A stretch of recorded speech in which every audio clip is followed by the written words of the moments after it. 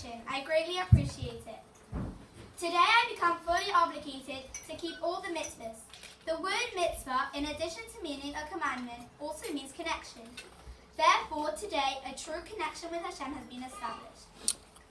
I was merited to be called after my Zayda's mother, great-grandmother Soro of blessed memory.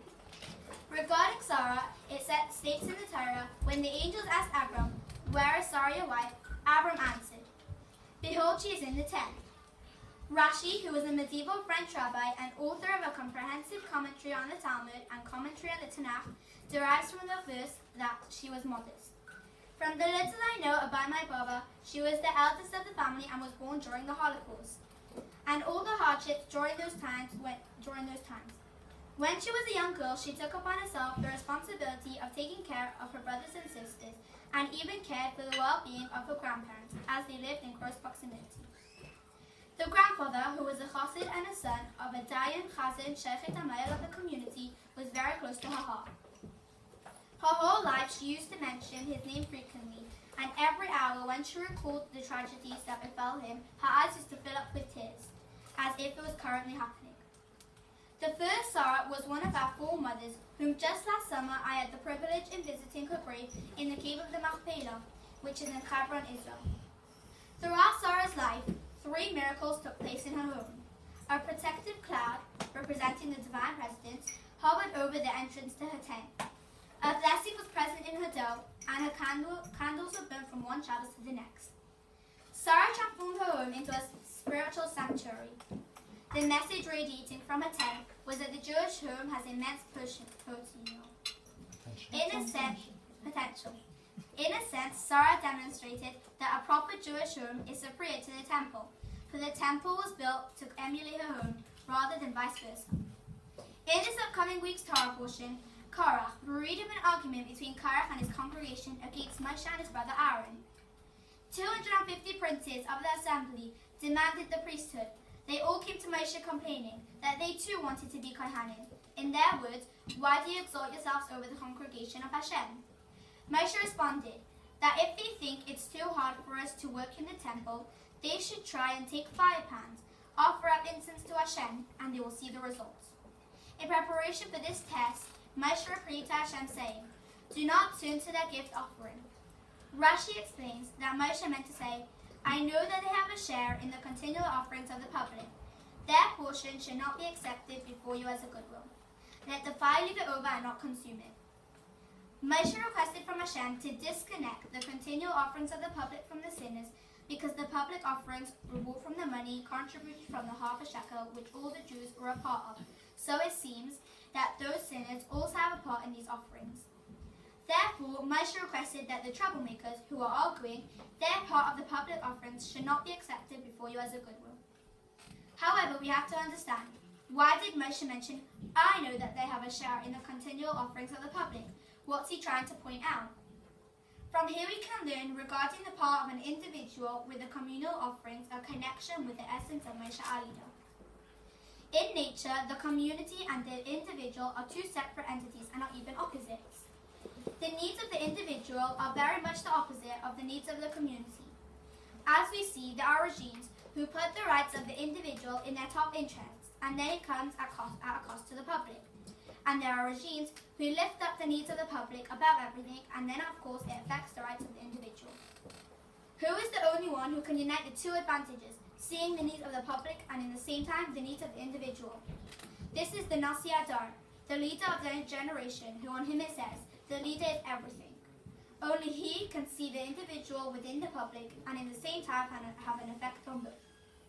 Therefore, especially Moshe the leader can say, "I know that they have a share in the continual offerings of the public." He, the leader, knows how to differentiate between the portions of the individuals in the public offerings and to request from Hashem not to accept them. The Torah portion of Korach comes in close proximity to Gimel Tammuz, which falls this year on Shabbos. Gimel Tammuz is the day when the Rebbe passed away, and the day when the previous Chabad Rebbe was released from prison. By both the previous Rebbe and our Rebbe, they were able to differentiate between the issues of the individual whilst they were heavily involved with major communal issues, and to totally dedicate themselves for the benefit of the individual Jew. This advantage the leader of the generation, the Rebbe, gives to everyone who follows in his path. The Rebbe sent my parents and family to Liverpool to be his shluchim, emissaries here to tend to the students' individual needs, as well as taking care of the entire student community as a whole. I have been a shluchah here on campus for 6 years. However, today, on my bas mitzvah, I have turned into an adult and now face lots of responsibilities as an individual with an entire community. I would like to thank you all once again for coming here and being part of a very memorable event. My dear classmates, I am so grateful to all of you for coming today and for constantly being with me as we all grow up together. To the principal, head teacher, and of course my own teacher, OOI, the Babbage Girls' School, has given me the skills and tools to reach this stage. I thank you so much for all the effort around the year, and I greatly appreciate you participating at my simcha today. I would like to thank Yefet, a music student, who volunteered and spent many hours of her free time in gratitude to my parents, teaching me how life skills, how to play piano, and specifically taught me a song I will play shortly. Thanks so much to my Bobby and Zayden, Kfar Chabad, who do so much for me, even though they live so far away.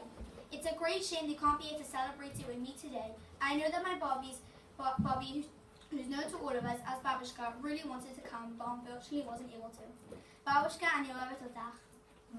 My dear auntie and uncle, Hanala and Yosef, I know that you really wanted to be here today with me, but don't worry, I can't wait to spend my summer with you and Israel in less than a month.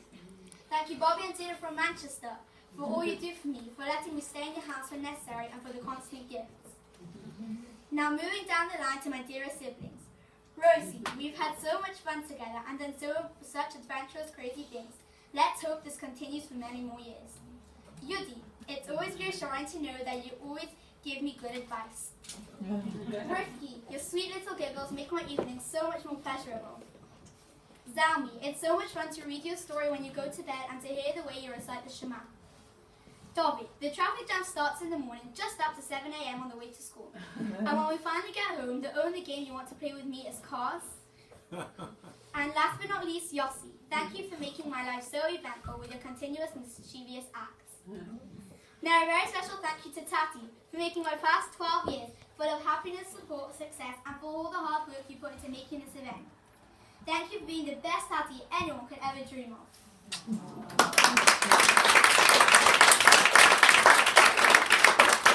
Mommy, no one but Tati, myself, and my siblings know how hard you work. You teach every day of the week. Besides for that, we're in a successful Chabad house with students loving every minute here, and you're also the best mother. How do you manage to do all this? You have taught me many things in life, but one thing I can definitely take from you is your dedication and devotion to others. You are always the first to offer help and advice to others. I love you forever, Mommy.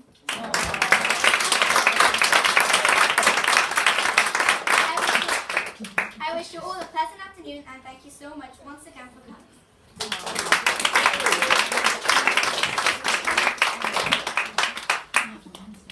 Soro, those words of wisdom were totally remarkable. Like every week at our Chabad house, you spoke with such confidence, and I'm so proud of you. A great biography of Soro has been prepared, so please turn your heads to the screen.